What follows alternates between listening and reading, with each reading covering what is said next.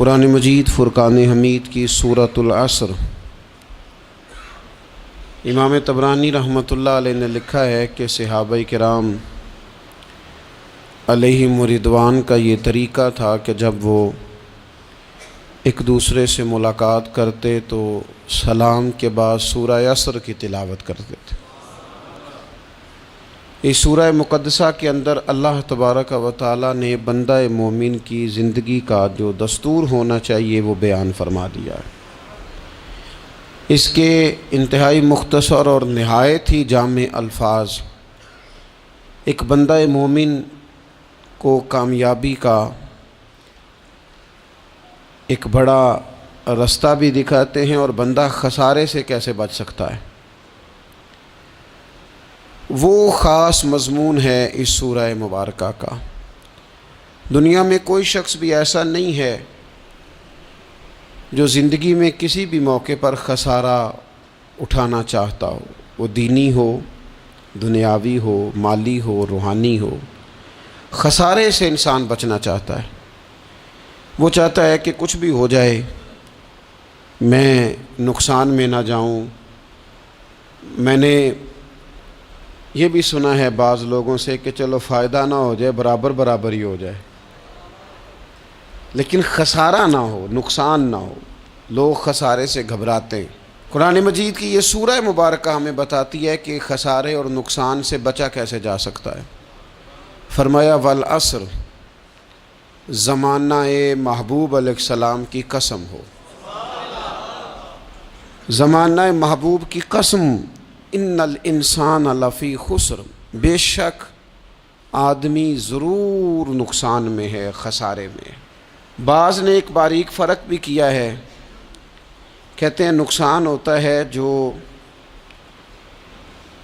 انسان آمدن کے اوپر کاروبار کرتا ہے اور اگر اس میں فائدہ نہیں ہوتا تو لوگ کہتے ہیں مجھے نقصان ہوا ہے، اور خسارہ ہوتا ہے کہ اس کا راس المال بھی ضائع ہونا شروع ہو جائے۔ راس جب اس کی ضائع ہونے لگے تو کہتے ہیں اب خسارے میں چلا گیا۔ فرمایا ان الانسان لفی خسر، بے شک انسان خسارے میں ہے، گویا اس کی جو زندگی ہے یہ اس کے پاس راس ہے، راس المال ہے، وہ بھی اس کا سارا کچھ نقصان میں جا رہا ہے۔ کیا سب کا نقصان میں جا رہا ہے؟ نہیں۔ فرمایا الا الذین آمنوا، سوائے ان لوگوں کے جو ایمان لائے، وعاملوا الصالحات، اور جنہوں نے نیک اعمال کیے۔ فقط ایمان کی بات نہیں کی، ساتھ اعمال صالحہ بھی۔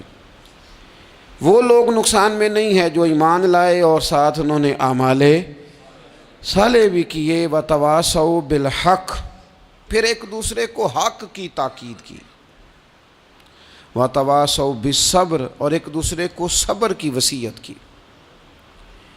فرمایا کہ انسان نقصان میں ہے جس بندے میں 4 خوبیاں پائی جائیں گی وہ نقصان اور خسارے سے بچے گا۔ دیکھیں نا، ایک آدمی دکانداری کرتا ہے تو اسے سمجھایا جاتا ہے کہ اگر تو چاہتا ہے نقصان سے بچے تو ذرا مال خود لینے جانا، دکان پہ وقت دینا، تو گلے پہ خود بیٹھنا، یہ کچھ چیزیں سمجھائی جاتی ہیں اپنے بچوں کو، بلا مثال و بلا تشبیہ، صرف سمجھانے کے لیے عرض کرتا ہوں۔ قرآن مجید نے کہا ہے اگر خسارے سے بچنا چاہتے ہو تو 4 کام کرو، ورنہ تمہاری زندگی روز بروز نقصان میں جا رہی ہے، خسارے میں جا رہے ہو، اصل مال بھی ضائع ہو رہا ہے۔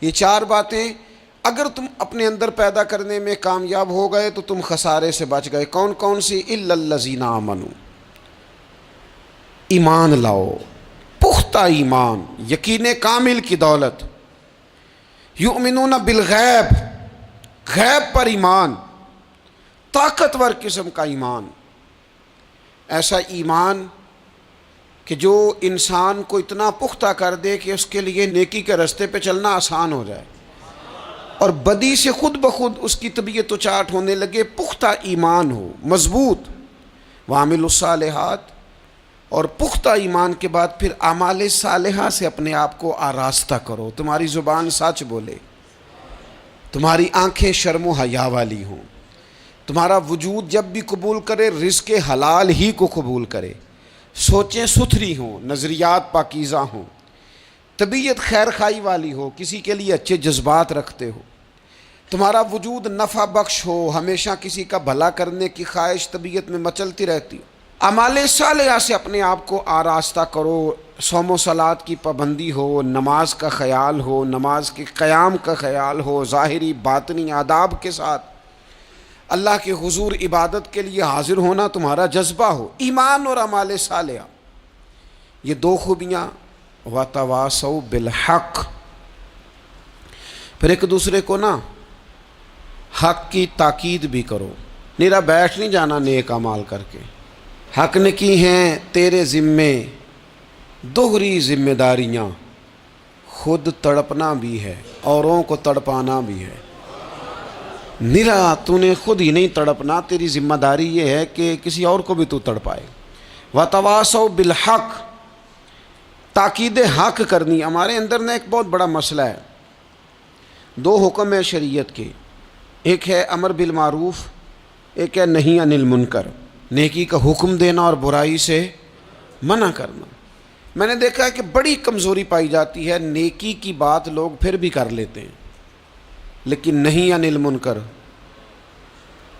کسی بندے کو برائی سے روکنا، منع کرنا، طبیعت ہوتی ہے گڈ بک میں رہنے کی، مزاج ہوتا ہے سب کی آنکھوں کا تارا بننے کا، اپنے گھر کے اندر بھی اتنی جرت کا مظاہرہ نہیں کرتے کہ غلط کو غلط کہہ سکیں، حق بات کی تائید کر سکیں، طاقت ہی نہیں ہوتی۔ ایسی عجیب سیاست سکھا دی گئی ہے کہ ہر شخص ایک عجیب رنگ میں اپنی زندگی بتانا چاہتا ہے۔ قرآن مجید کہتا ہے خسارے میں چلے جاؤ گے اگر کلمہ حق تمہاری زبان پر نہیں آتا، اگر کلمۃ الحق ادا کرنے کی تمہارے اندر طاقت نہیں ہے تو تم نے ضائع کر دیا سارا وقت، حاصل کیا کیا؟ کہیں اگر اپنی برادری، اپنا قبیلہ، اپنا خاندان کسی موقع پر غلط ہے اور سامنے کوئی قبیلہ ٹھیک ہے تو آپ تائید کریں، سامنے والوں آپ کے اندر یہ اخلاقی جرت ہونی چاہیے کہ غلط کو غلط کہہ سکیں اور صحیح کو صحیح کہہ سکیں۔ نبی اکرم علیہ السلام نے فرمایا تم میں سے جو برائی دیکھے وہ چاہیے اسے کہ وہ ہاتھ سے بدل دے، مظاہرہ کرے جرت کا کہ میں نہیں ہونے دوں گا، اور فرمایا اتنی طاقت نہ ہو تو زبان سے ہی کہہ دے، اعلان کرے برائی کے خلاف، اور فرمایا یہ بھی نہ کر سکے تو دل میں ہی برا جان لے، ذالک اضعف الایمان، یہ کمزور ایمان کی علامت ہے۔ تو حق بات کا مزاج، او جی میں نے اپنی قبر میں جانا ہے، او میاں آپ کے ذمہ اللہ تعالیٰ نے قانون لگایا ہے، کنتم خیر امۃ اخرجت للناس تأمرون بالمعروف وتنہون عن المنکر، تم نے لوگوں کو بھلائی کا حکم دینا ہے اور برائی سے منع کرنا ہے۔ غلط کام ہو رہا ہو تو آپ غلط کو غلط ہی نہیں کہیں گے، آپ کی طبیعت اس طرح کی ہو جائے کہ آپ بات چپ سادھ لیں، آپ کی زبان پر کسی مظلوم کے حق میں کوئی کلمہ ہی نہ آئے۔ ایک بستی میں 2-3 لوگ بڑے نیک رہتے تھے اور باقی بستی ساری گناہوں میں، معاذ اللہ، اللہ کی نافرمانیوں میں، حدوں کو توڑنے میں مشغول تھی۔ اللہ کریم نے فرشتوں کو حکم دیا کہ اس بستی کو الٹ دو۔ فرشتوں نے عرض کی مالک وہاں تیرے 2-3 نیک بندے بھی تو رہتے ہیں، تو رب کریم نے فرمایا سب سے پہلے انہیں تباہ کرنا۔ مالک نیکوں کو، پرہیزگاروں کو، فرمایا یہ کس طرح کے پرہیزگار ہیں، خود تو نمازیں پڑھتے رہے اور میری نافرمانی دیکھ کے کبھی ان کے ماتھے پر شکن تک نہیں آیا،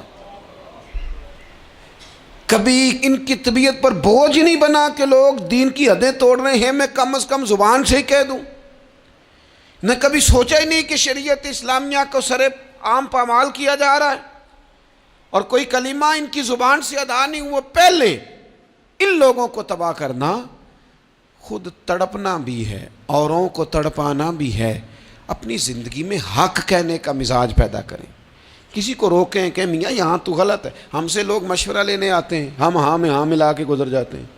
اگر آپ کو محسوس ہونا کہ سامنے والا بندہ جو آپ کے پاس بیٹھا ہے وہ بات درست نہیں کر رہا تو یہ جرت پیدا کریں، اگرچہ حکمت سے کہیں، دانائی سے کہیں، اچھے جملوں کا چناؤ کر کے کہیں، لیکن اس کو کہیں، اس کو سمجھائیں کہ یہاں تو بھی غلطی پہ ہے۔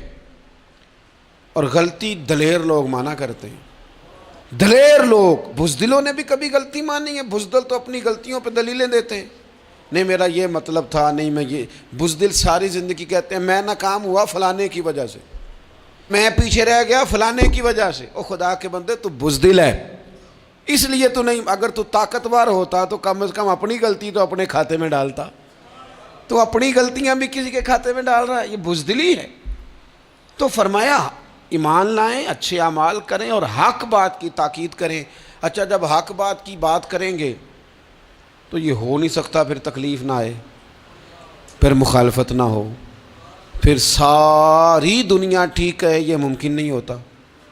اب مشکل آئے گی تو فوراً کہا وَتَوَاصَوْا بِالصَّبْرِ، ایک دوسرے کو صبر کی وصیت کریں۔ مشکل تو آئے گی، جب آپ حق بات کہیں گے تو کچھ لوگوں کے مفادات پر چوٹ بھی لگے گی، کچھ لوگ مخالفت بھی کریں گے۔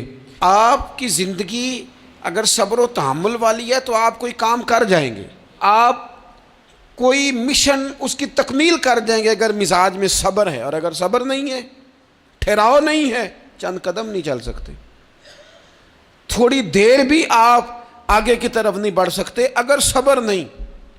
ایک تو یہ ہے نا کہ میرا کمپنی میں گزارا نہیں ہوتا، ایک تو یہ ہے نا کہ میرا دوستوں میں گزارا نہیں ہوتا، اور ایک تو یہ ہے نا میرا دفتر میں صبر نہ ہو، ذمہ داری سے کہہ رہا ہوں، صبر نہ ہو تو ماں باپ سے بھی گزارا نہیں ہوتا۔ میں ذمہ داری سے کہنے لگا ہوں صبر نہ ہو تو بیوی بچوں کے ساتھ بھی گزارا نہیں ہوتا۔ آپ کو صبر کرنا ہے۔ مجھے بتائیے چھوٹا بچہ ہے آپ کا، وہ چھوٹا ہے، اسے پتہ نہیں ہے، وہ کچھ ایسے کام بھی کرتا ہے جو غصے والے ہیں، تو کیا آپ اس بچے کو سزا دیں گے؟ نہیں، آپ صبر کریں گے، آپ سمجھیں گے کہ یہ مقام صبر ہے۔